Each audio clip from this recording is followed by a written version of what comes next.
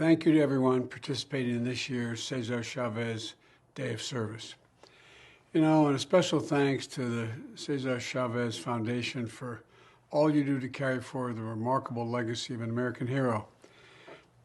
Chavez instilled in our nation the principle that, in his own words, quote, "Our ambition must be broad enough to include the aspirations and needs of others, for their sakes and for our own," end of quote.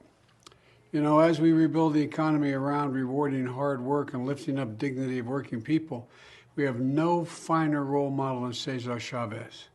He was a champion for the people who built and sustained our nation, but who were always left out of the American dream. Farm workers working long days in the sun, breaking their backs, unseen and unacknowledged, to keep our communities running and our families fed. He was their voice. He called our nation to hear them, to see them, to deal them in on the promise of America. Cesar Chavez has inspired millions, including me. I was proud to place the bust of his likeness in my office. So that you walk in my office, you enter the room, you can't forget what he taught us by just looking at that statue. I'm proud to count his granddaughter, Julie Chavez Rodriguez, among my White House senior staff. And there's no more fitting tribute to his memory than to celebrate what would have been his 94th birthday with this day of service, and to continue fighting for the rights, health, and dignity of farm workers. My administration will always stand with hardworking people who carry this nation on their backs.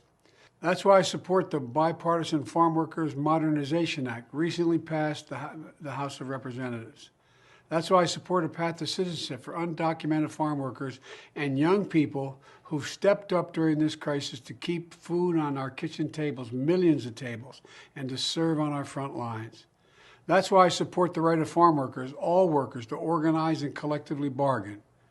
As we work to overcome the pandemic, a deeply unequal economic crisis, and a long overdue reckoning on racial justice, let's come together and summon the moral courage of Cesar Chavez to broaden our ambitions, to include the needs of all our working people, for all our sakes, for the sake of the nation.